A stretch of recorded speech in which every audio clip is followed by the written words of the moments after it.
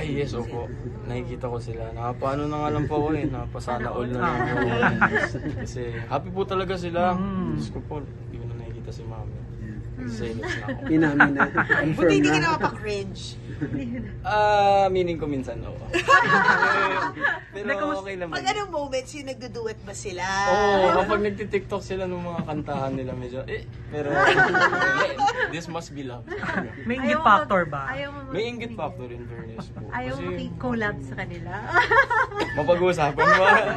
Hindi, kamusta si Juan Mig sa'yo? Okay po siya kasi ano po siya si Tito Juan Mig, nakaka-relate po siya sa akin when it comes to sa mga daddy issues, ganyan. So maganda po yung mga advices na nabibigay niya sa akin about it. So nagpapakatatay na rin siya sa'yo?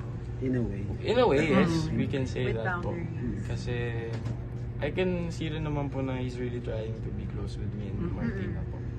Would you say ito na yung happiest you've seen your mom in a while?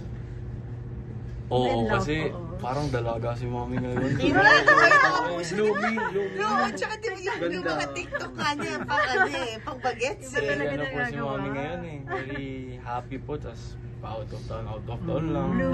Blooming si mom. Bugs siya dyan, bugs. Palawan ba yung last? Palawan na Oo, yun. parang Palawan po yata. Yun. Pero Dre, okay pa rin sa'yo na magpakasal si mami mo? Oh, go! It's about Go, time. Karen. Maging masaya ka, mami. Oh, yung Sweet sweet. naman. You're a good child. Yeah.